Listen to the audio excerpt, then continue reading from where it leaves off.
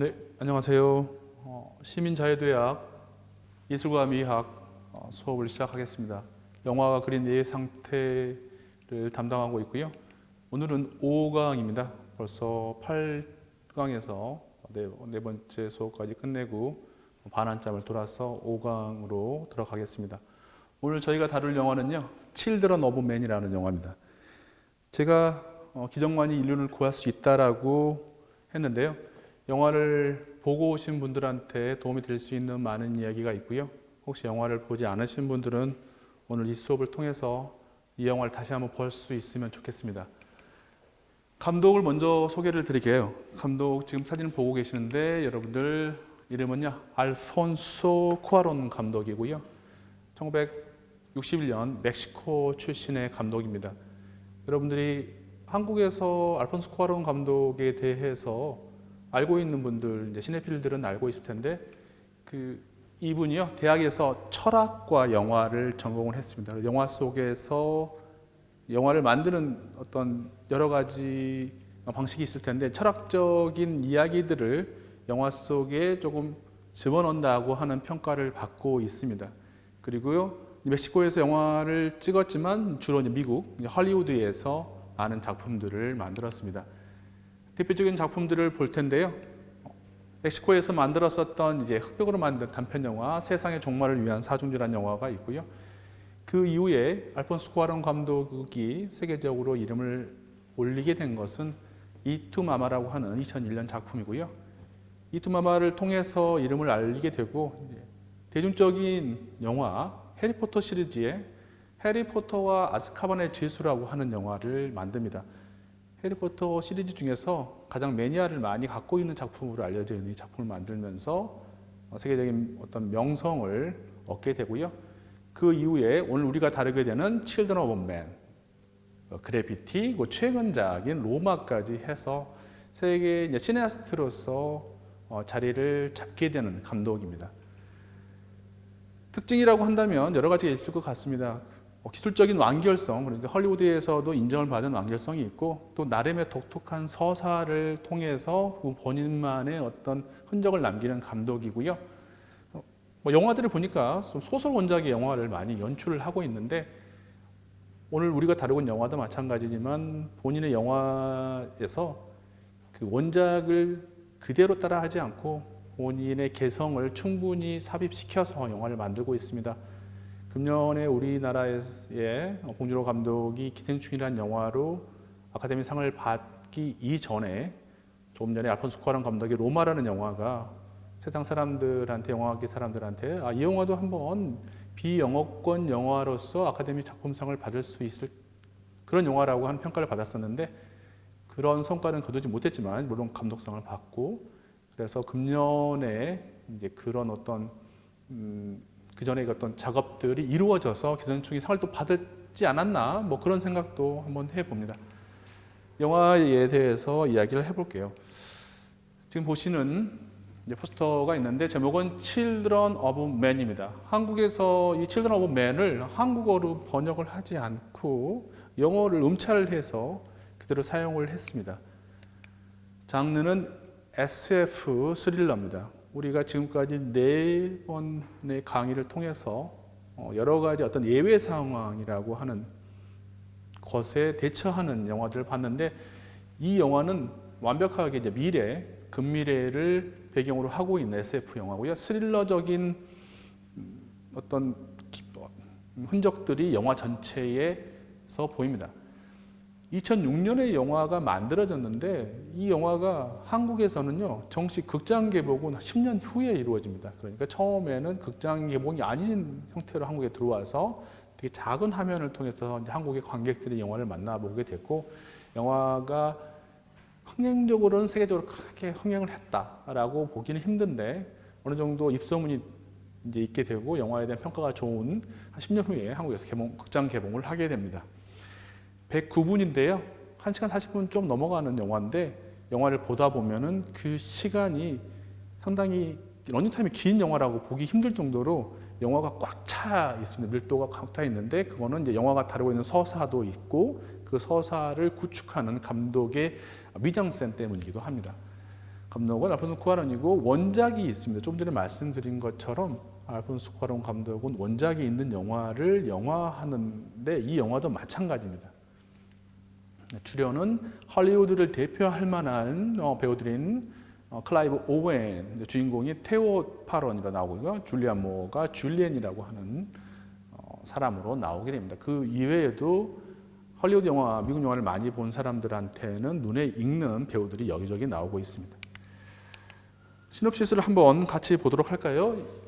이 시간대가 영화의 시간대 2027년으로 설정이 되어 있습니다. 영화 조금 전 2006년이라고 제가 말씀드린 것처럼 영화를 만든 당시부터 한 20년 뒤의 시점, 근미래라고 하는 거 기억해 보면서 이 영화의 설정이 재밌는데 전 세계 모든 여성의 임신 기능이 상실했습니다. 이 설정입니다. 영화에서는 그 원인이 뭔지는 절대 말해주지는 않습니다. 그냥 우리가 분명히 다 알고 있을 만한 이유가 있을 것 같다, 그런 생각이 드는데 이런 어떤 이유 때문에 세계 이곳저곳에서는 이제 폭동과 테러가 일어나면서 세상의 대부분의 국가들의 어떤 기능이 다 마비된 상태가 이 영화의 시대적 배경인데요. 이 영화의 공간적인 배경이 되는 영국은요, 나라 체제가 여전히 유지되고 있습니다. 뭘 통해서 유지되고 있느냐? 이제 강력한 군대를 통해서 유지되고 있기 때문에 나라의 체제가 이런 자유로운 민주주의 체제가 아니라 이제 권위적인 군사 정권 시대라고 보여집니다. 그런데 바로 이곳에는 그래도 국가의 체제가 남아 있기 때문에 전 세계에서 이민자들이 몰려들고 있습니다. 그 이민자가 몰려들고 있다는 상황 자체가 이 영화의 또 가장 큰 설정이기도 합니다. 그런데 여기서 이제 주인공이 나옵니다. 근데 이 주인공은 보통 사람이 아니라 영화의 초반부에 보면은 약간 패배자, 인상의 패배자. 그 이유는 아들이 죽은 다음에 부인과 이혼한, 우리가 주변에서 영화 속에서 자주 볼 수 있는 이런 사람인데 이 사람한테 어떤 임무, 어떤 의무가 기다리고 있습니다. 소설이 원작이라고 말씀을 드렸습니다. 이 소설이요, 영국 소설인데 지금 보시면 원작은 한국에서도 이렇게 번역이 돼서 나왔습니다. 사람의 아이들이라고 해서 원작은 1992년에 만들어졌고요. 작가는 필리스 도로시 제임스, PD 제임스라고 보통 불리는 작가입니다. 1920년에 출생을 했고 소설은 이제 영화보다는 먼저 저술이 됐고요. 2014년에 사망을 하신 분이고요. 원래 어떤 저술 활동 이런 교육을 받은 사람이 아니라 그냥 삶을 보통 살아가다가 이제 좀 지난하고 힘든 삶, 남편이 죽은 다음에 아이들을 키우고 해서 40대 후반에 처음으로 글을 쓰기 시작해가지고 총 19편의 작품을 저술을 했습니다. 그 중에서 6편이 이제 추리 소설을 했기 때문에 이제 어떤 사람이냐, 영국의 범죄 추리 저술가로 알려져 있고, 그래서 추리의 여제, 우리가 알고 있는 영국 문학의 어떤 전통이 있지 않습니까? 코난 도일이라든가 아가사 크리스티라고 하는 그런 연장선상에서 볼 수 있는 사람인데, 재미있게도 이 작가가 쓰고 있는 16편 대부분의 작품이 추리 소설인데 오늘 우리가 말하고 있는 이 작품은 그 작품 안에 들어가지 않는다는 거. 그러니까 나머지 3편의 작품 중에서 이어진 작품 중에 하나로 디스토피아적인 세상을 설정해놓고 거기 안에서 여러 가지 이야기들이 되고 있습니다.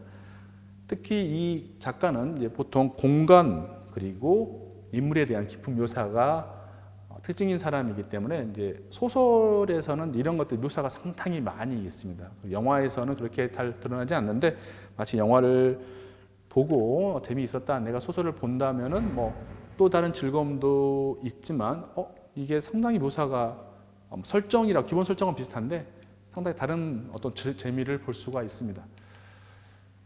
지금 말씀드리고 있는데 그런데 이 사람이 쓰고 있는 추리 소설에서 있었던 어떤 인물형이 오늘 우리가 보고 있는 영화의 작품 속에 분명히 드러나고 있습니다. 그래서 19편 작품 중에서 이제 추리소설 중에서 그 중에서 14편은 어떤 일종의 시리즈물, 코난 도일이라든가 우리가 프랑스에서 게드 루팡처럼 이런 어떤 동일한 인물이 여러 가지 사건들을 헤쳐나가는 방식으로 되어 있는데 주인공도 마찬가지 아내와 아이를 잃은 남자로 설정이 되어 있죠. 그래서 영화를 보신 분들한테 영화는 아이를 잃었던 설정에서 아내를 잃어가는 것으로 변하지만 이런 설정이고요. 그래서 용감하면서도 무명하지 않고 타인에 대한 연민의 감정을 갖고 있지만 감상적이지 않은 인물로 되었던 인물을 가진 사람이고, 이 지점도 재밌는데 이 작품 중에서는 나오지 않지만 작가가 자주 이야기했던 것 중에서 범죄와 살인이 일상적인 도심 우범 지역에서는 도덕적 선택의 여지가 없다라고 했는데, 이 영화 안에서 인물들이 하고 있는 선택에 대해서 우리가 그 밖에서 쳐다보는 사람으로서 쉽게 판단을 할 수가 있는데, 그 이야기 안에서의 그들의 판단에 대해서는 우리가 도덕적인 어떤 잣대를 들이대기가 쉽지 않을 것 같다는 생각이 듭니다. 그래서 일단 소설과 그 영화를 한번 비교를 좀 해보는 것이 영화를 판단하는 데 좋을 것 같습니다. 지금 왼쪽에 나와 있는 게 소설입니다. 소설은 영화보다 한 10여 년 전, 한참 전에 만들어졌기 때문에 근미래는 근미래인데 한 약간의 차이가 있죠. 2021년으로 설정이 되어 있죠. 뭐 당연 영국 소설가이기 때문에 영국으로 공간이 되어 있고, 이제 주요 인물이 테오가 있는데 소설에서는 역사학자입니다. 옥스퍼드 대학의 역사학자라고 하는 사람이 이런 과거의 역사, 과거에 어떤 뭐 피가 튀기고 뭐 암투가 있고 전쟁이 있었던 그런 역사를 다루는 사람이 그런 과거 역사가 다시 재현된 듯한 현재에서는 어떻게 세상을 바라보고 있는가, 이런 지점들이 되게 재미있게 묘사되어 있습니다. 여기서는요, 영화를 보신 분들이기 때문에 말씀드리면 아주 강력하다고 정부에 대해 비교해서는 약하지만 무기를 가지고 있고 상당히 강력한 힘을 갖고 있는 반체제 조직으로 나오고 있는 PC당이 아주 아마추어, 아주 5명 정도 되지 안 되는 아마추어 조직으로 묘사되어 있고요. 여기서 재밌는 부분은 영화에는 거의 등장하지 않고 약간 영화에서는 전경이 아니라 후경 저쪽에만 보여지는 어떤 그 정부 전체를 장악한 듯한 그런 사람들이 안 보이는데, 소설에서는 상당히 중요한 인물로 영국을 지배하고 있는 총통이라는 사람이 등장을 하게 되고요. 불임은 25년 전부터 돼 있고, 그래서 소설에서는 주로 그 권력에 대한 저항이 조금 더 강력하게 나와 있습니다. 그리고 후반부에서는 이제 영화보다는 조금 더 다른 방식으로 희망을 보여주고 있고요. 이에 반해서 이제 옆에 보시면은 되게 비슷하게 오버랩 되고 있지만 미묘하게 다릅니다. 이거는 이제 알폰소 쿠아론 감독이 이 작품을, 소설을 정말 많은 시나리오 작가들과 오랫동안 작업을 하면서 본인만의 어떤 지문을 남겨뒀다고 제가 보여집니다. 그래서 그전에는 보이지 않았던 사람들이라든가 있는 사람들도 약간은 성격을 바꾸거나 직업을 바꾸면서 영화적으로 풀어내려고 노력을 하고 있습니다. 주요 장점이 되는 것들을 우리가 이야기를 해보겠습니다. 영화의 어떤 장면 이전에 이 영화가 가지고 있는, 그러니까 그 전의 영화들과도 다른 모습들입니다.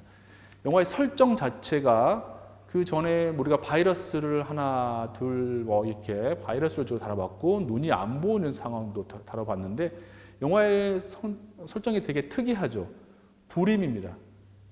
인간의 종말이죠. 그 전에는 바이러스로 인해서 종말이 일어나는데, 이건 불임은 그냥 글자 그대로 종말이지 않습니까? 더 이상 인간이 태어나지 않는다는 설정이 갖고 있는 어떤 아득함이 있는 것 같습니다. 그래서 일명 불임, 출생불능의 상황이 설정되어 있습니다.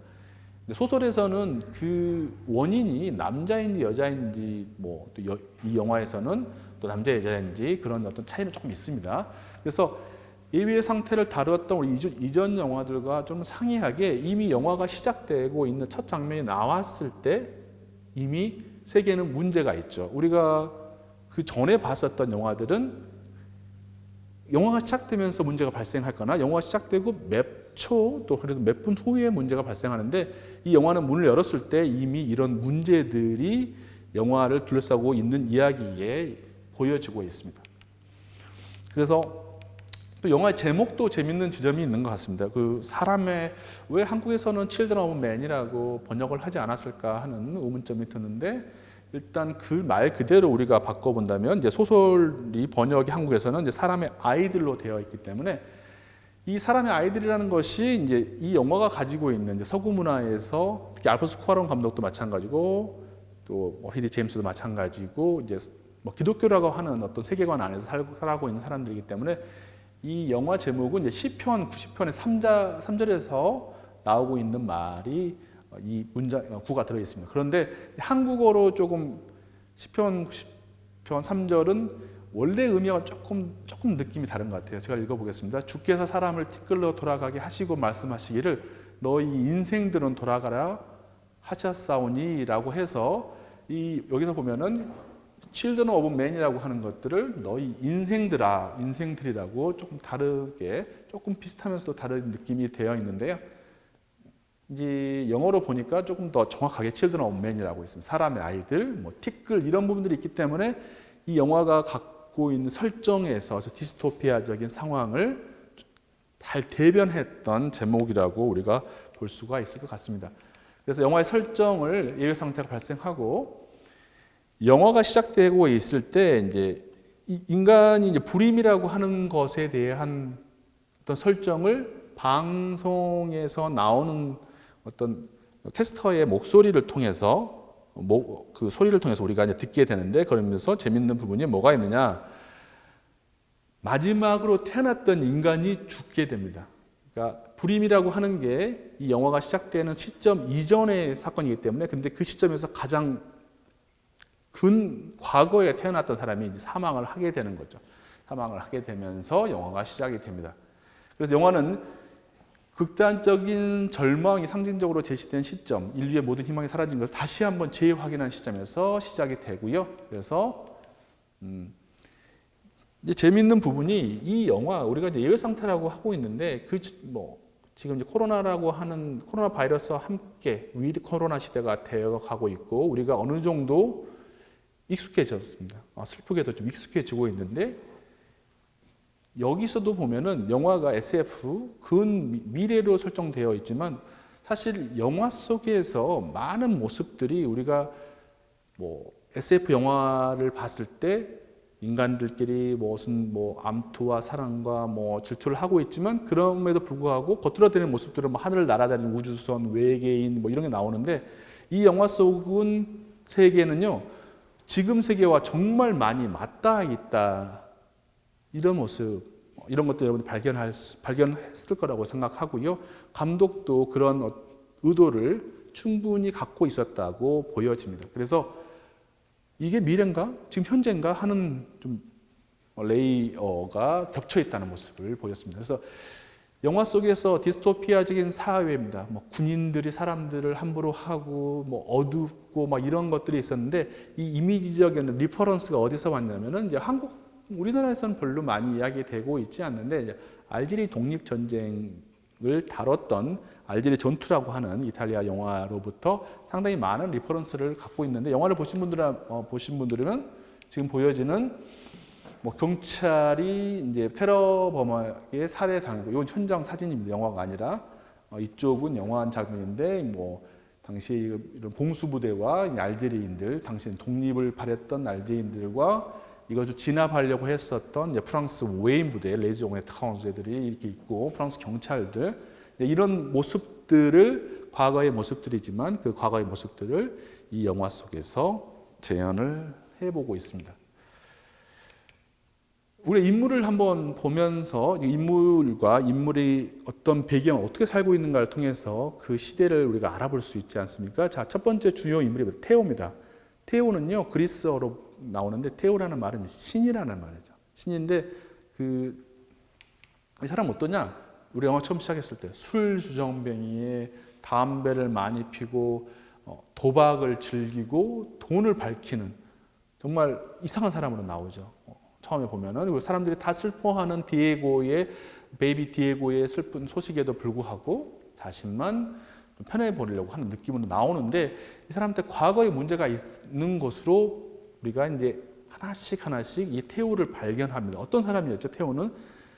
테오는 현재의 모습으로는 우리가 재단할 수가 없습니다. 과거의 세상을 변혁하려고 했었던 사람입니다. 어느 누구보다도. 그러면서 유머를 잃지 않았던 사람이지만 어떤 일이 있었죠? 영화에서는 2008년에 있던 실제로 우리가 겪었죠. 뭐가 있냐면은 이제 독감으로 인해서 아이가 죽고 아이가 죽은 그 상실감 때문에 아내와의 거리가 멀어지고 아내가 떠나가게 되고 이제 이런 식으로 되어 있는데, 그래도 영화에서는 이렇게 됐는데 소설은 더 좀 끔찍합니다. 소설에서는 주인공 테오가 자동차 집에서 자동차를 갖고 나오다가 자신의 아이를 차로 이렇게 사고를 내서 죽는 사람으로 되어 있기 때문에 소설에서 테오가 조금 더 힘들어 보입니다.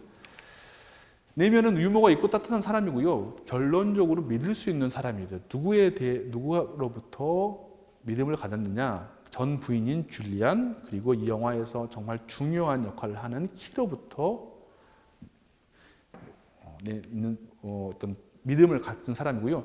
영화에서 정말 이 영화를 좀 보면서 느끼는 건데, 야, 이렇게 동물이 자주 나오는 영화가 있을까? 하는 생각을 갖는데, 많은 인물들 주변에 계속해서 개, 고양이 계속 뭐 아는 사람들이, 그래서 영화 전체적으로 동물이 꽉 차 있는데 이 동물들이요, 이상하게 영화에서 그런 걸 설명해 주지 않는데 동물들이 당신을만 따르네요. 이런 것들을 되게 많이 보입니다. 물론 한 장면에서 한 공간에서 어떤 동물들은 테오를 별로 좋아하지 않습니다. 그래서 상실이죠. 이 사람은 이제 상실이 계속해서 연결된 사람이죠. 아이를 잃었었고, 영화 초중반에 부인을 잃고, 또 나가서 유일한 친구를 잃고, 다 모든 것을 잃는 사람, 잃어버린 사람입니다. 잃어버린 사람이 이제 뭘 할 것인가 우리가 기대하게 되고요.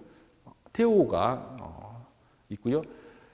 테오는 보시면 이렇게 술, 담배, 약, 이거 뭐 너무 딱 직관적으로 이 사람이 어떤 사람인지 보여주는 씬입니다. 영화가 가지고 있는 힘인 것 같아요. 이런 거 뭐 문학이 할 수 없는 것들 보여주고, 그렇지만 사랑했던 사람을 잃고 나서 울게 되고, 이제 영화 마지막을 보신 분들이면 저기 투마로우호가 왔을 때 테오의 성이 또 그 등대라는, 등대의 신이라는 또 이름을 집어넣었는데, 줄리안은 어떤 사람이죠?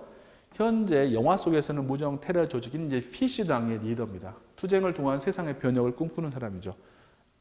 기독교적인 의미가 있는 것 같아요. 피시죠, 물고기죠. 기독교가 항상 생각하는 상징이고, 그런데 과거 아이를 잃어버리고 사랑했던 아이를 영화에서는 이제 그 바이러스로 잃게 되고, 남편과 헤어졌지만 항상 남편을 그렸던 사람이고요.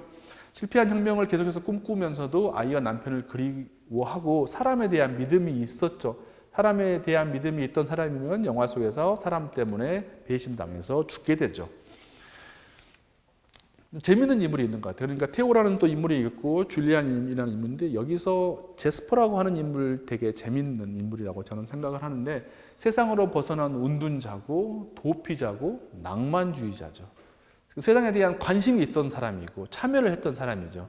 신문에서 만평을 그렸었고, 본인의 부인은 전쟁 정군 기자였지만, 여러분들이 뭐 이렇게 007 좋아하시는 분들, MI5 정부 기관으로부터 고문당해서 정신이 이상했던 부인을 케어하고 살았던 사람인데, 이 사람은 아이 같기도 하고 과거의 히피 같기도 하고 세상으로 상처를 받았으면서 미래는 거의 의미가 없고 과거에 계속 머물러 있죠. 그래서 과거에 머물러 있기 때문에 마약이라든가, 이제 여기서 대마초라고, 뒤에 지금 대마초를 기르고 있네요. 그래서 뭐 존 레논을 연상시키면, 배우는 나중에 그런 이야기를 하더라고요. 자기가 이 역할을 했을 때 자기는 존 레논의 이미지를 계속 머릿속에 생각하면서 그렇게 행동하려고 했었고, 후반부에 정말 가슴 아픈 장면이 나오는데, 거기서 나오는 이제 롤링스톤즈의 노래가 또 우리 마음을 되게 아프게 하죠. 자살 장면에서 희생을 하게 됩니다.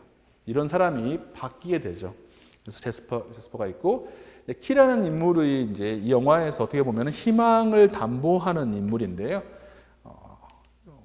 어떤 사람이냐? 이 영화가 서구 사회, 그리고 한때 세계를 다 좌지우지했었던 영국이라는 국가에서 희망이 사라졌는데, 이 희망의 어떤 불씨를 가지고 온 사람이 이 영국인들이 계속해서 거부하는 아프리카에서 온 불법 이민자입니다. 그리고 미혼모고요. 그리고 영국이니까 여러분들 잘 아시겠지만, 영국은 20세기 후반부에 무슨 일이 있었죠? 광우병이라고 하는 게 있었죠. 이 영화 속에서 정말 과거에 있었던 모든 안 좋은 것들이 다 튀어나오는데, 특히 이 저서 사이에 한가운데 있던 키를 우리가 생각해 보면 이 희망이 뭔지 한번 생각해 볼 수가 있을 거예요. 장면을 좀 보면서 좀 더 자세하게 영화에 대한 이야기를 해보도록 하겠습니다. 처음에 시작은 영국 런던 시내의 카페고 주인공은 런던 시민들이고 영화 처음에 바로 이렇게 시작하죠. 그냥 지금 바로. 그러니까 천천히 많은 헐리우드 영화에서는 뭐 외경도 보여주고 건물도 보여주고 이렇게 되는데 여기는 영화가 열리면서 이제 사운드가 나오긴 하지만 영화가 열리면서 벌써 우리가 어떤 내부에 딱 들어있습니다. 타닥타닥타닥. 얼굴은 정말 안 좋고요. 지금 보시면 영화가 시작을 했습니다. 오프닝 TV를 보는 사람들이 있는데 TV는 보이지 않고 저 TV가 있네요. 두 개의 이미지를 동시에 우리한테 보여줍니다. 사람들을 먼저 보여주고 동시에 저기 뒤에다 사람들을 보여주는데 다양한 사람들이 이제 영국 그리고 경찰, 뭐 세큐리티들 이렇게 있는 상태. 영화 처음부터 강아지가 나오는 이 영화는 정말 강아지들 엄청 많이 나오는 영화인데요. 그래서 갑자기 주인공이 여기 어떤 뭐 많이 그렇게 인물을 제시를 하죠. 군중 속에서 튀어나옵니다. 튀어나오는데 군중 속에 한 명이면서도 군중과 다른 사람이죠. 뭐냐? 소년 베이비 디에고의 소식에 대해서 아무런 감흥이 없는 것처럼 보입니다. 아무런 없는 것처럼 보이고 자연스럽게 커피를 주문하고 다른 사람들의 슬픔과 관계없이 이제 이걸 통해서 여기가 지금 시대적 배경이 어딘가를 보여주죠. 여기 뭐에서 공간적 배경이죠. 영국 경찰의 모자를 보면은 누구나 다 영국이다, 런던이다 생각을 할 건데 시간과 공간을 배치를 하고 영화 전체적으로 이제 영화적인 어떤 이 기술적인 문제인데 이 알폰소 쿠아론 감독이 이제 특이하게 항상 인물을 보여주고 인물 시점에서 인물 놔두고 마치 인물이 쳐다보는 것처럼 이렇게 가는 방식으로 영화를 많이 만들어 놓는데 여기서도 그런 식으로 보여집니다. 우리가 영상을 보면서 이야기를 해야 되는데 그렇게 할 수 없으니까 조금 이해가 되진 않겠지만 그래서 따라 나옵니다. 카메라가 이 인물을 그대로 컷하지 않고 따라 나와서 외부로 나오면 이걸 딱 보니까 시간과 공간을 정확하게 밑에다가 이제 적시를 해주죠. 이 공간이 아니라 자막을 통해서 2027년 11월 16일 런던 하고 있고 우리가 여기를 보면서 미래와 과거가 혼합된 듯한 묘한 공간을 제시를 해줍니다. 그리고 인물은 처음부터 우리가 뭐 헐리우드 영화에 많이 그렇죠. 커피에다가 술을 따르는 사람이라면 이 사람이 어떤 사람인지 직관적으로 알 수가 있고 여기서 카메라가 아직까지 좀 한 번도 컷하지 않습니다. 이렇게 따라가다가 뒤로 돌아서 지금 보시면은 카메라 이렇게 보고 있다가 그 다음 이게 컷하지 않고 이렇게 앞으로 나가면서 마치 이 인물이 이걸 보고 있는 것처럼 들어가게 되고 이제 사건이 터지는 거죠. 시간과 배경 이렇게 들어가는 식으로 영화 처음에 벌써 1분도 되지 않은 상태에서 폭탄 테러가 일어나는 거죠. 이 영화가 얼마나 빠르게 달려갈 건지 물론 리듬을 지키면서 우리가 보게 될 것 같습니다. Children of Men 정말 탁 하고 보여집니다. 여러 가지 모습들을 통해서 여기가 영국이라는 거 보여주는데 여기는 뭐 감독이 정말 많은 것들을 숨겨놨다고 생각해서 영화를 한 번 본 사람, 두 번 본 사람들이면 또 볼 게 많이 있을 것 같고 본인이 알고 있는 어떤 문화예술적인 지식을 동원한다면 재밌는 게 보일 텐데 처음에 보면은 정말 영국인이죠. 크리켓 물건들 꽉 차 있고 뒤에 보시면 크리켓 또 사진도 있고 티를 마시고 있는 영국인, 우리 영국이다라고 하는 것들을 보여주고요. 절망의 세계입니다. 뭐 파리, 모스크바, 워싱턴 이렇게 타는데 되게 전 세계가 지금 혼란과 혼돈의 시기라는 것을 보여주고 있고요. 그래서 이제 서울까지도 한번 나오네요. 서울도 나오는데 우리 보니까 진짜 서울 맞습니다. 이거 뭐 형수는 사진인 것 같은데 그리고 유일한 국가 체제가 존속한 국가가 영국 그리고 영국도 군대에 의해서 되고 있다. 그리고 다양하게 이민자의 모습을 이 영화에서 정말 중요한 것이 이제 이민인데 영국이 현재 직면하고 있는 큰 문제 중에 하나고요. 우리가 일반적으로 봤었던 이민들과 다른 이민들이죠. 무슨 말이냐면은 백인들 뭐 영국을 제외한 유럽 지역의 이민들이 다 왔기 때문에 정말 다양한 인종과 민족들이 여기서 이민자로 배치가 되어 있습니다. 여러 가지 상징들이 있는데요. 여기 이제 소설에서는 조금 더 디테일하게 정확하게 나오는데 세계가 아이들이 더 나오지 않고 그리고 나이 먹은 사람들만 계속 많아진다면 어떻게 될까요? 그러면은 이 우리가 살고 있는 모든 것들을 존속할 필요가 없겠죠. 소설에서 정말 정확히 나오는데 뭐 박물관 100년 뒤에 아무도 없을 거 아닙니까? 50년 뒤에. 그래서 나이 먹은 사람들을 어떻게 하냐면은 자살 유도약을 이렇게 이제 배급을 하고 자살 유도약을 먹고 가볍게 떠나가는 방식으로 보여집니다. 영화에서는 약으로 나와 있고요. 그리고 사실은 이제 소설에서는 정말 끔찍한 방식인데 바닷가에서 진짜 사람들이 이렇게 사람들을 처리하는 방식으로 제시가 됩니다. 도시의 아침과 이제 존 레논인데 여기 보시면은 뭐 다양한 이쪽에 보면은 이제 상징들이 이 사람이 어떤 사람인가를 직관적으로 보여주기 위해서 사람이 살고 있는 공간에 이제 물건들을 배치시켜서 이 사람 하나씩 나오죠. 뭐 존 레논도 나오고 모택동도 여기 보면은 모택동도 나오고 이 사람이 과거에 뭘 좋아했던 사람인지에 대해서 우리가 알 수 있게 되고요. 계속해서 쉬운 자살이 가능한 약의 광고가 나와줍니다. 계속해서 나오죠. 그리고 모택동이 있고 존 레논이 있고 모택동이 나오고 이 사람이 어떤 삶을 살았었는지 직관적으로 영화가 해줄 수 있는 거죠. 소설에서는 하나씩 얘기해 줘야 되는데 또 보지 못할 수도 있고 봤어도 정확하게 인식 못할 수도 있지만 이런 식으로 영화가 줄 수 있는 거 우리가 한 공간을 통해서 이 사람을 이야기해 줄 수가 있죠. 그리고 후반부에 보면은 이제 러시아 사람의 집에 들어갔을 때 보면은 왼쪽에 레닌의 그림이 이렇게 있으면서 이 사람이 어떻게 할 것인지 참 우리가 예측할 수가 있는 거죠. PC당의 줄리언으로부터 어떤 통행증을 이렇게 요구받고 이제 권력자의 친구를 사촌을 만나러 가죠. 소설 속에서는 총통이지만 만나러 갔는데 여기 보면은 이제 2027년이라고 이제 로마자로 되어 있습니다. 이 시기가 2027년이니까 그런 것들이 보여지고요. 여기 있는 것들은 이제 유명한 스트리트 미술가의 그림이라든가 여기가 어떻게 되어 있냐 예술의 방주라고 하는 설정이니까요. 하지만 예술의 방지라고 하는 것에 담배각을 다 올려놓고 실제 있는 담배 종류가 아니기 때문에 예술의 이런 권력에 대한 조롱을 직관적으로 하고 있습니다. 그리고 다비드가 나오죠. 다비드라고 하는 것은 누가 만들었죠, 여러분? 다비드는 미켈란젤로가 르네상스 시대에 만들었던 건데 그것이 보존되고 있는 것은 이제 이탈리아 로마일 텐데 영국 런던에 있는 거죠.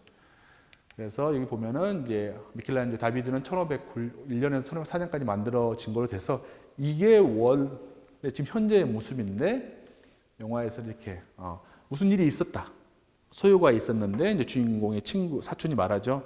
가져왔다. 겨우 가져왔다고 말하고 여기서 유일하게 우리 테오한테 이빨을 드러내는 유일한 동물이 여기에 있네요.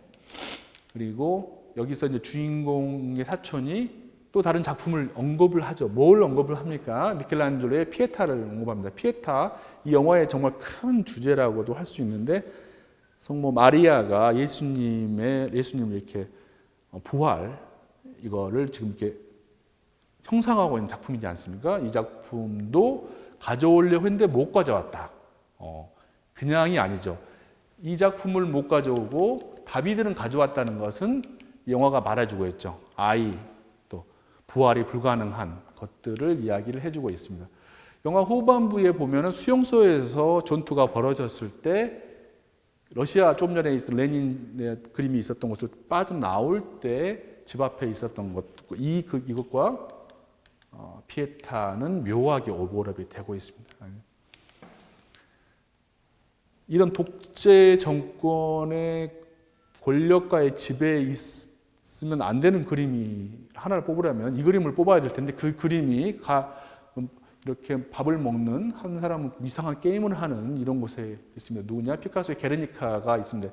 게르니카는 스페인에서 1600명 정도의 사람들이 독일군이죠. 웃기죠. 스페인 내전 당시에 프랑코를 지원했던 독일과 이제 이탈리아 파시스트와 나치들의 비행기에 의해서 사람들이 많이 죽었지 않습니까? 관련해서 너무너무 많은 영화들도 많은 작품들도 있는데 무기야 잘 있고 누굴 위하여 종을 놀리나 뭐 그런 영화들이 그런 소설들도 영화들 생각이 나고 있는데 그런 작품이 지금 나와 있고요. 또 여기서 이제 계속해서 이런 어떤 권력자들을 조롱하고 있습니다. 여기서 보면은 하늘에 돼지가 떠 있네요. 하늘에 돼지를 생각하면 영국입니다. 돼지 영국. 어느 누군가 태어난 사람이 있죠. 누구죠? 조지 오웰이 생각나죠. 그래서 조지 오웰의 일단 조지 오웰의 그 1984라고 하는 이 전체적인 빅브라더라고 하는 어떤 존재가 사람들을 감시하고 있던 것에 대한 조롱인데 이제 이거는 직접적으로는 이 건물을 보시고 나서 보면은 핑크 플로이드라고 하는 아주 영국의 프로그레시브 락 그룹의 1977년 작품인 애니멀스의 하늘에 지금 돼지가 떠 있네요. 돼지가 떠 있어서 조지 오웰의 동물농장 정말 사회를 변혁시키려고 했던 우리 영국 소설가 1984가 생각했었던 그런 세계가 이 영화 Children of Men에 정말 있는 것으로 우리가 볼 수가 있죠. 그래서 이런 것들의 가장 상징적인 공간이 우리가 지금 계속해서 예외 상태가 발생을 했을 때 이 권력 기관이 할 수 있는 게 정말 사람들을 수용하는 건데 어떻게 수용하는 거냐? 여기 보시면은 영화에서는 이제 맥스힐이라고 지금 백스힐이라고 하는 곳을 이제 통과해서 상당히 멉니다. 지금 보니까 뭐 아주 어스름한 시간대가 아닌데 여기서부터 가는 동안에 그래서 정말 먼 곳에 고립된 곳에 수용소가 있다. 고립된 곳에 수용소는 쭉 간다. 우리가 이강 때 감기 때도 이야기했던 뭐가 생각나냐? 쇼와 2차 세계대전 중에 유태인 아우슈비츠라든가 이런 것들이 생각나죠. 기차가 한참 가지 않습니까? 한참 가가지고 통과하게 되면 사람들을 관리를 합니다. 정말 여기서 그 이민자들을 함부로 대하는 영국 경찰들의 그 모습은요, 정말 이 모든 현재 근 과거에 있었던 억압적인 수용소들을 다 보여주는 것 같아요. 제2차 세계대전은 마찬가지고 최근에 있었던 뭐가 있었죠? 미군들이 저질렀던 어떤 수용소까지도 다 나와 있는데 되게 빠르게 지나가고 있습니다. 거기서 보니까 우리 주인공 미리암이 있죠. 그러니까 아이를 낳는 걸 도와준 사람이 우리 키의 위험 때문에 본인이 희생하면서 지나가고 있는데 여기서 보면은 지금 뒤쪽에 보면은 얼굴에 이제 두건을 씌워 버리지 않습니까? 그래놓고 팔을 이렇게 펼치고 있는데 마치 예수님 같기도 하지만 이제 우리 미리암도 이렇게 보이지만 여러분들이 아시다시피 우리가 문제가 됐었던 이라크의 아부 그라이브 교도소에서 미군들이 그 이라크 군인들이나 이런 사람들을 학대했던 사진들이 외부로 유출되면서 큰 일이 있지 않습니까? 그것들이 보여지고 있습니다. 그리고 정말 얼굴에 두건 쓰고 있고 옷을 벗기고 우리도 근 과거에 있었던 어떤 사건들을 연상시킬 수 있죠. 사람들이 죽어 있고 이런 것들이 쭉 되고 통과되고 사람들을 불태우고 뭐 이런 모습들을 볼 수가 있고요. 영화에서 이제 기법적으로 이게 알폰소 쿠아론 감독이 이게 어떤 영화도 하나의 언어라고 한다면 본인만의 특별한 언어라고 하는 게 롱테이크라고 하는 게 있어요. 롱테이크가 롱테이크다. 그러니까 여러분 우리가 뭐 드라마나 영화 봤을 때 어떤 사람들을 대상을 비추는 것을 되게 오랫동안 비춘다라고 일단은 기본적으로 생각하시면 될 것 같고 컷이 안 나눠준다는 거죠. 계속해서 카메라가 가고 있는데 영화 속에서 롱테이크 이제 이게 프랑스에서 조금 많이 발달하고 뭐 그 전에 뭐 오선 웰즈가 뭐 하긴 했지만 뭐 장 호누아르라든가 또는 장르 고다르가 이야기를 했었던 플랑 세캉스라고 하는 게 있는데 여러 번 나오는데 그 중에서 한 3장면 같은 경우가 가장 길게 나오는데 첫 번째 장면이 이제 뭐냐면은 우리 주인공 테오가 줄리안의 부탁으로 통행증을 발급받아서 그리고 그를 보자 하는 미리암과 함께 이제 바닷가로 가려고 하는데 여기서 일단 그냥 갔으면 문제가 발생하지 않는데 문제가 발생합니다. 왜? 이 조직 내부의 이 투쟁의 방식에 대한 이견 때문인데 두 사람 간에 되게 과거를 현상시키는 모습 보이고요. 되게 재밌는 건데 오렌지가 나오는데 영화에서 오렌지가 나오면 그 다음에 꼭 큰 사건이 터집니다. 그리고 그 다음 장면은 이제 키가 아이를 낳는 장면이죠. 정말 이 열악한 수용소의 안에 어디 정말 이런 곳에서 마치 우리가 성경이라든가 이런 것들을 연상시킬 수 있죠. 가장 밑에서 인류의 희망이 튀어나온다고 하는 상징적인 장면이 여기서도 보면은 컷이 되지 않아요. 그대로 갑니다. 그대로 절대 컷을 하지 않습니다. 그리고 이제 가장 죽음 다음에 탄생이고 마지막으로 한 6분 정도를 카메라를 한 번도 컷하지 않는 그 장면이 나옵니다. 영화 처음에 쫙 시작해서 어두운 공간을 통과해서 사람들과 총 맞고 건물로 들어가서 건물 안에서 어마어마한 일이 건물 다시 내려와서 건물 입구에서 탁 이렇게 해서 끝나는 이 6분 한 2, 30초 정도를 단순한 길이가 문제가 아니라 그 길이 안에 있었던 어마어마한 사건들이죠. 그 사건들을 다 담보하면서 영화가 움직여지고 있습니다. 재미있는 거는 이제 이게 롱테이크는 컷을 하지 못하기 때문에 피가 튀겼습니다. 이게 이제 물론 이제 가짜 피겠죠. 그런데 이거를 닦지 못하죠. 닦지 않았다는 거. 그리고 실제로는 이게 이제 그 후문에 따르면은 이제 촬영 5번 정도, 지금 5번 정도. 앞에 있는 것도 6번 정도 찍은 거 있고요. 한 번에 되지 않죠. 이거는 동선, 그러니까 인물의 동선이라든가 여러 가지 것들을 합이 어마어마하게 맞아야 되기 때문에 뭐 준비하는데 보름 이상 걸리고 뭐 촬영도 3회, 5회 이상 돼야만이 되는 거기 때문에 이 피가 나오는 장면도 특별하게 컷하지 않고 그대로 나가게 됩니다. 이런 걸 왜 하느냐? 첫 장면에서 이제 이 카메라가 있기 때문에 아마 영화를 다시 보시면 여기서 가장 그래도 안정적인 느낌이 듭니다. 사람이 두고 있지 않기 때문에 첫 장면에서는. 그래서 그냥 다큐멘터리 영화적인 느낌을 주고 싶다. 극영화인데 다큐멘터리 영화, 우리가 다큐멘터리 영화에서 뭘 우리가 느끼죠? 현실감을 조금 더 느끼죠. 이게 좀 현실적인 것 같아. 이게 나하고 멀었던 어떤 그게 아니라 현실감을 더 주고 당연히 현장에 내가 있는 것 같고 사실적이죠. 결론적으로 뭐냐? 이게 현실이다. 이게 현실이다. 너희가 여기서 벗어나지 마라. 컷하는 순간 영화로 도망칠 것 같으니까 못 가게 잡고 끌고 다니면서 다 보게 하는 그런 목적이 있을 수 있습니다. 그렇게 플랑세캉스 롱테이크를 알폰스 쿠아론 감독이 이 영화뿐만 아니라 본인의 그 전작품인 뭐 이투마마라든가 특히 이 영화 다음에 여러분들이 뭐 많이 보셨을 그래비티에서는 10분 이상의 롱테이크 장면이 나옵니다. 저 인물들이 멀어졌다 가까워졌다 막 하지만 컷하지 않죠. 현실감을 주고 싶었던 거죠. 이거는 이제 생명은 조금 전에 말씀드린 키가 그 장면들이 이제 있는 거고 기적이라고 할 수 있고 뭐 이 선택의 순간에 참 이 영화에서도 보면은 그 악을 단순히 권력층에만 놔두지 않으면서 이런 어떤 이게 저항하는 사람들조차도 우리가 악마의 심연을 보면 악마가 변한다고 하는데 그 방법밖에 없었을까 하는 생각을 하게 되는데 그런 나름대로 균형을 맞춰주고 있고요. 그래서 영화가 희망은 있죠. 희망은 있는데 그 희망을 필연적으로 만나고 희망을 보호하는 사람이 이제 주인공이 테오가 되고요. 이 사람의 절망과 개인적 불행이 맞닿아 있습니다. 그래서 근데 아이의 죽음과 이로 인한 이혼으로 삶의 의미를 잃고 살아가던 사람이 바로 그 사람이 그러니까 인류의 어떤 미래를 담보할 아이의 탄생을 보호해야 하는 임무를 사랑하는 사람으로부터 부여받기 때문에 이 사람은 다른 방법이 없습니다. 그래서 여기서 조금 전에 봤었던 그 방주에 있는 인물이 있는데 뭐 이 사춘을 통해서 우리가 만약에 이 디스토피아적인 상황 속에서 돈과 권력을 가지고 있는 문화를 향유하는 사람들이 할 수 있는 일을 우리가 엿볼 수 있습니다.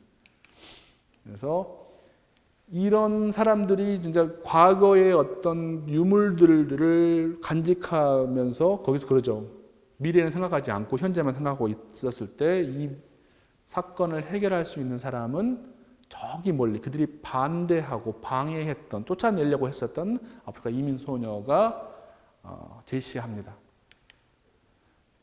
뭐 여러 가지 것들이 있네요. 뭐 소설과 영화 차이점은 이제 후반부에가 좀 많이 나오는데 후반부에서는 이제 소설에서는 조금 더 다른 방식입니다. 세례를 받습니다. 아이가 세례를 받는데 그 세례를 주려면 우리가 가장 먼저 필요한 게 뭐죠? 아이가 필요하고 그 다음에 이제 물이 성수가 필요한데 물이 없었기 때문에 이게 물의 역할을 대신하는 게 테오의 눈물입니다. 그래서 조금 더 상징적으로 소설에서 밝혀지고 있는데 영화에서는 안개 낀 바다입니다. 안개 낀 바다에 희미한 불빛, 희미한 희망이라고 제가 이야기를 했었는데 나가면서 뭐 조금 전에 봤었던 이 좀 저는 개인적으로 되게 마음 아팠던 장면 중에 하나가 영화 중반에도 이제 다가올 위험 때문에 이제 영화 중반에 계속 제시됐던 그 자살 유도약을 먹고 사라질 때 이 루비 투스데이의 선율이 영화가 끝나도 영화가 보면 몇 년 뒤도 저는 계속 이 노래가 이 영화보다 훨씬 먼저 나왔는데도 불구하고 이 노래를 들을 때는 이 영화 그리고 이 장면이 항상 생각나더라고요. 이거 과거 그러니까 모든 게 다 사라져 버렸을 때 우리 인류의 마지막 모습이 이렇지 않을까. 물론 피해야 되겠죠. 디스토피아적인 것들 좀 전에 많이 나오죠. 광우병은 마찬가지고 이게 뭐 오염, 대기 오염이라든가 이런 것들 다 죽어가는 것들이 계속 나오고 있습니다. 정말 이 슬픈 현실의 직관적인 장소는 학교 같습니다. 아이가 18년 동안, 20년 동안 태어나지 않는다면 도대체 학교는 무엇으로 될까요? 소설에서는 되게 재밌습니다. 학사까지 끝나고 나서 다 없어집니다. 대학이 다 없어지고 지금 여러분들 우리가 하고 있는 것처럼 인문학 강의만 합니다. 시니어들을 위한 인문학 강의를 하는 곳으로 대학이 변합니다. 좀 재밌었던 부분인데 학교가 이렇게 변합니다. 학교가 없는 곳, 아이가 없으면 학교가 없고 학교가 없으면 미래가 없는 거라는 것들을 여기 학교에 어이가 없는 곳에 그 아이를 낳던 조산사가 있다는 거. 마지막 질문을 제가 던져보도록 하겠습니다. 아이가 없는 세상입니다. 아이가 없는 세상은 방금 말씀드린 것처럼 미래가 없고 희망이 없는 세상이죠. 근데 이게 지금 공상과학인지 아니면 좀 말씀드린 이 영화가 갖고 있는 현실과 미래의 접점에서 단순히 세계적인 문제뿐만 아니라 그 세계적인 문제가 가장 첨예하게 나오는 것이 우리나라지 않습니까? 인류가 사라져간다. 바이러스도 있었습니다. 우리가 지난번 보니까 눈도 멀 수도 있는데 그게 아니라 그냥 아이가 태어나지 않습니다. 영화 속에서 이유는 말하지 않습니다. 무슨 문제 때문일까? 무슨 바이러스 때문일까? 아버지, 남자들의 문제? 그렇지만 우리는 그런 문제를 정확히 알고 있지만 그냥 계속해서 인류가 줄어들고 있지 않습니까? 그래서 이 영화가 시사해 주는 바가 우리나라에서 정말 큰 것 같습니다. 기적만이 우리를 구원할 수 있을 것 같은데 기적이 아니라 조금 다른 것들로 어떤 구체적인 어떤 정책들로 또 사람들과 연대로 이것들을 해결할 수 있어야 되는데 지금 이제 강의가 시작되고 있는 지금 현재 2020년에 한국의 모습은 조금 더 부정적인 것 같습니다. 부정적인 것 같은데 그거에 대한 어떤 큰 대책이 전혀 논의도 되지 않고 있기 때문에 이 예외 상황이 마치 필수가 되고 당연한 것으로 사람들이 생각하면서 나만 괜찮다라고 생각하다 보면은 영화 속에서는 말한 것처럼 학교는 다 문을 닫을 것이고 학교도 문을 닫을 거라는 이야기를 하고 있지 않습니까? 지젝이 이 영화를 되게 많이 이야기했죠. 지젝은 이제 알폰소 쿠아론의 감독에 대한 여러 차례 이야기를 했지만 특히 역사가 부재하는 후기 자본주의 사이의 이념적 절방에 대한 최고의 진단이라고 해서 우리 철학 시간이 아니기 때문이지만 지젝은 이 영화에 대해서 상당히 많은 언급과 글을 남겼기 때문에 여러분들이 혹시 관심이 있으면 지젝이 영화에 대해 관심이 많은 사람인 철학자지만 특히 이 영화에 대해서는 더 많은 이야기를 나눴습니다. 그래서 저는 이렇게 보겠습니다. 불임으로 인해서 세상의 종말이라는 디스토피아적인 설정과 충격과 납치, 죽음 등 액션과 스릴러가 가미된 이 영화는요. 가장 낮은 곳 아프리카 이민자로부터 임신과 아이들과 부인을 잃고 세상을 살아가는 목적을 잃어버린 도피자의 희생을 통해서 결국은 희망은 존재한다라는 낙관적 전망을 내놓았다고 생각합니다. 감독은 너무 영화가 어둡은 영화를 만들었지만 사실은 희망 섞인 전망을 내놓았다고 생각합니다. 그렇지만 물론 비관주의자들은 이 영화에서 말하고 있는 절망을 더 비관적으로 볼 거라고 생각을 합니다. 하지만 낙관주의자들은 영화 마지막에 안개 속에 가려진 거대한 바다, 정말 그냥 바다도 아니고 대양의 그 안개 속에서 나왔던 그 투마로우, 내일이라고 이름을 붙였던 배가 나오고 한 척의 배에 우리 인류의 미래가 달려 있지만 그럼에도 낙관주의자들은 희망을 발견할 영화라고 생각을 합니다. 여러분들은 어떤 선택을 하실지 저는 후자의 선택을 하고 그걸 위해서 우리가 연대하는 것이 필요할 것 같습니다. 그럼 전 영화에서 그 아이의 발을 만지는 그 사람들, 성호를 걷던 그 많은 꾀지지한 모습의 난민들의 마음으로 이 영화를 마지막을 함께 했습니다. 여러분들 어떠셨는지 네, 이렇게 해서 오늘 수업을 마치도록 하겠습니다. 네, 감사합니다.